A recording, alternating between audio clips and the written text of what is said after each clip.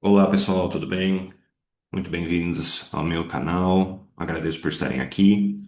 Hoje eu gostaria de falar um pouco a respeito das cinco escolas que, a meu ver, são as mais importantes da filosofia chinesa. Trata-se de um vídeo introdutório que está longe de exaurir toda a riqueza de conteúdo que essas escolas possuem. Eu gostaria de começar com o confucionismo. O confucionismo, chamada Escola dos Eruditos, os Zhu, compreende membros de uma classe de intelectuais da China antiga que estavam empenhados em defender os valores da dinastia Zhou. Eles vivem, em seu primeiro momento, num período chamado Primavera e Outono, e também o período dos estados combatentes, que compreendem períodos da dinastia Zhou, mas em que essa dinastia já se encontrava em declínio.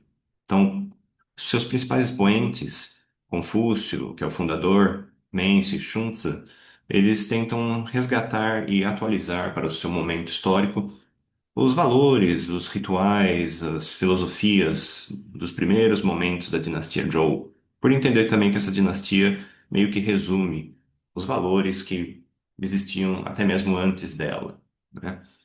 Então, os principais conceitos com os quais os confucianos trabalham são Zhang, a inter-relação ética, Li, os ritos, Yi, a conduta apropriada, Xiao, a responsabilidade filial, e o conceito de Qingzi, pessoa exemplar. A pessoa exemplar sendo aquela que pratica os quatro conceitos anteriores. Pratica e vive diariamente esta prática. Os confucianos buscam encontrar o Dao, o caminho moral, em sociedade. Seu foco, portanto, é no homem, o homem em sociedade. Em seguida, nós temos o daoísmo, aqui representado pelo Taiti, a polaridade suprema, que é essa figura que descreve o movimento do Yin Yang, né? O movimento do Yin Yang é o Dao, por isso nós podemos associar com o daoísmo. O daoísmo tem como maiores expoentes Lao Tzu, o autor do Dao De Jing, e Zhuangzi. Os daoístas entendem que critérios racionais ou mesmo artificiais, como os critérios dos ritos e da conduta apropriada que os confucianos defendem, são incapazes de encontrar o verdadeiro Dao. O verdadeiro Dao não pode ser entendido cognitivamente, só pode ser acessado intuitivamente. A sua ideia é de que, como o Dao está na origem da dinâmica que cria o mundo, é preciso tentar ao máximo retornar a esse estado embrionário de reencontro com o Dao. E como eu disse, o Dao não pode ser acessado pela via da lógica ou da linguagem. Os principais conceitos com os quais os daoístas trabalham são o conceito de vazio, Wu, e o conceito de Wu Wei, a não ação. O vazio é aquilo que dá origem à existência, portanto, na contramão da ideia da essência grega.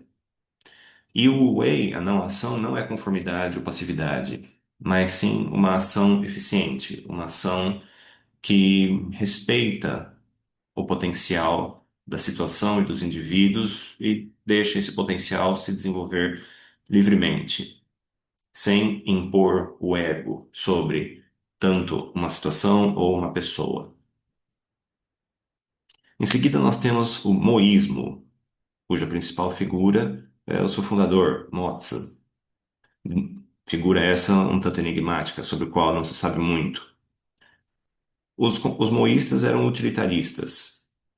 Eles repudiavam os ritos confucianos e quaisquer instituições que, a seu ver, fossem supérfluas. Vivendo no período dos estados combatentes, o objetivo dos moístas era garantir vestimenta, comida e abrigo para as pessoas. Então, o governo, a forma de governar, deveria privilegiar essas questões de sobrevivência. Contudo, quando a China é unificada, no início da dinastia Qin, essa visão extrema dos maoístas perde a razão de existir porque não era mais um momento de apenas sobrevivência, mas um momento de vivência. Então, eles não têm mais para onde ir com esse discurso e também não conseguem se atualizar para um novo momento. Os maoístas também eram lógicos e eram pacifistas, defendendo a necessidade de guerra apenas em caso de defesa. Seu principal conceito que é atribuído ao maoísmo é o conceito de amor universal, Tianai, um conceito que eles contrapõem ao que chamavam de amor diferenciado dos confucianos. Pela lógica confuciana, a pessoa precisa amar mais os pais do que os demais. Mas o amor universal prega que uma pessoa deva amar igualmente tanto seus pais quanto estranhos. Deve ter cuidado igual tanto pelos seus próprios pais quanto, por exemplo, pelos seus vizinhos. Em seguida, nós temos o legalismo, cuja principal figura é Han Fei-tzu. Mas também temos outros expoentes, como Li Si, Shamphu Hai. O legalismo é a escola das leis. O seu foco é na imposição da lei, como um critério impessoal e geral para a organização social, né? Um sistema de punições e recompensas. Os legalistas são, em essência, realistas políticos. Eles fazem uma crítica ao confucionismo e tentam dissociar a moral e a política, pois se o confucionismo prega o acesso à política por meio da moral, da pessoa exemplar, o Jingzi, os legalistas entendem que ser uma pessoa moralmente exemplar não necessariamente faz de você um bom governante. Portanto, a ideia do legalismo é que apenas a lei e não os ritos, a música ou a moral fazem sentido quando o assunto é governar um estado. O legalismo foi a filosofia que norteou a política do estado de Qin, que veio unificar a China em 221 a.C. E o seu principal conceito é o próprio conceito de lei, Fa. Por último, o budismo. O budismo, ao contrário das outras escolas aqui mencionadas, ele surge um pouco mais tarde, já na dinastia Han, no século I depois de Cristo, vindo da Índia. Na China, ele se funde com o daoísmo e cria vertentes propriamente chinesas, budismo Huayan, budismo Chan.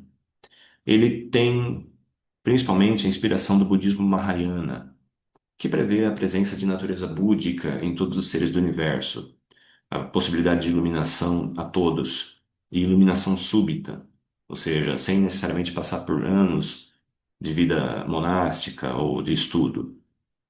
A iluminação, dentro dessa visão do budismo, é um esvaziamento de si, e até mesmo a superação de conceitos, a superação da lógica racional, digamos. É como um balde que perde o seu fundo e se esvazia.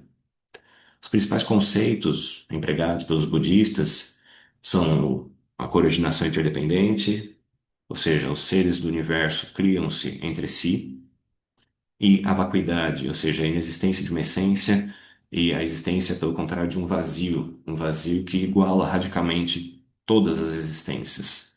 E justamente pelo vazio é que as existências podem criar umas às outras. E é isso, pessoal. Eu espero que vocês tenham gostado. Se curtiram, por favor, eu peço que se inscrevam no meu canal. Curtam, comentem, compartilhem. Eu vou ficando por aqui e a gente se vê na próxima. Um abraço.